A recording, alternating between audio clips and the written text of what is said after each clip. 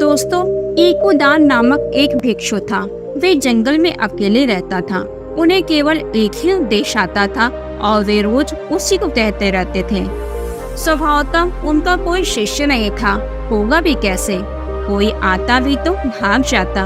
वही एक ही उपदेश रोज, उसमें किसी भी प्रकार का कोई परिवर्तन नहीं। उन्हें कुछ आता भी नहीं था। इसके अलावा कोई आदमी तो उनके पास टिकता ही नहीं था।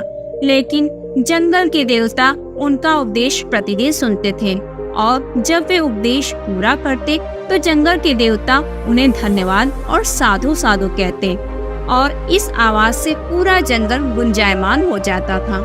एक दिन 500 शिष्यों के साथ 2 भिक्षु आए। ईकुदान ने उनका हार्दिक स्वागत किया और प्रसन्न होते हुए बोले, भंते, आप बहुत अच्छा किए कि यहाँ आए। मैं एक ही उपदेश जानता हूँ। बेचारे जंगल के देवता उसे ही बार बार सुनकर थक गए होंगे। आज आप लोग उपदेश दें, हम भी सुनेंगे और देवतागण भी आनंदित होंगे।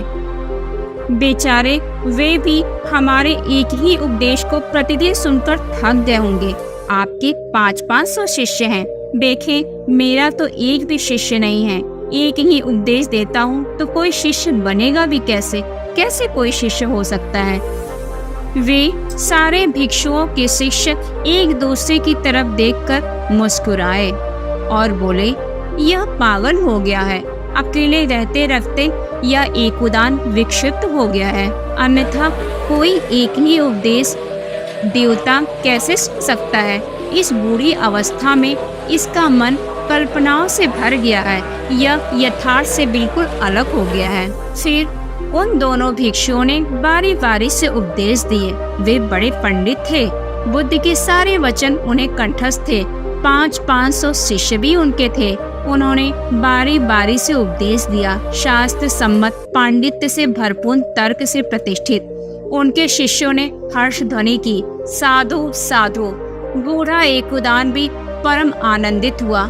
बस एक ही बात उसे खटक रही थी कि जंगल के देवता कुछ नहीं बोले। जंगल के देवता चुप थे, चुप ही रहे।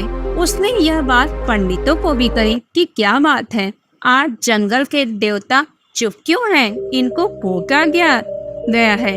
आज ये कहाँ चले गए हैं?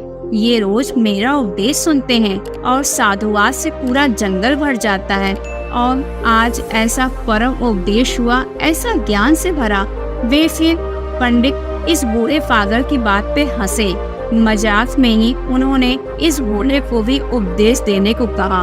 उन्होंने सोचा कि चलो इसका एक उपदेश भी सुन ले हम सब। बूढ़ा संकोच में पड़ गया और इसी संकोच और झिझक से अपना एक उपदेश उन्होंने सुनाना शुरू किया। उपदेश के पूरे होते ही जंगल साधु साधु साधु के अपूर्व निनाद से गूंज उठा। जैसे वृक्ष से आवाज उठी, पत्थर से आवाज उठी। सारे जंगल के देवता पंडित तो बड़े हैरान हुए। यह बूढ़ा पागल नहीं था। पंडितों ने सोचा, मालूम होता है कि देवता ही पागल है, क्योंकि इसके उपदेश में कुछ खास बात नहीं थी। साधारण सा उपदेश है जो कोई भी दे देगा। वे दोनों भिक्षु तो इस संबंध में चुप ही रहे, लेकिन उनके जो शिष्य थे वे भगवान से जाकर यह अपूर्व चमत्कार की बात कही।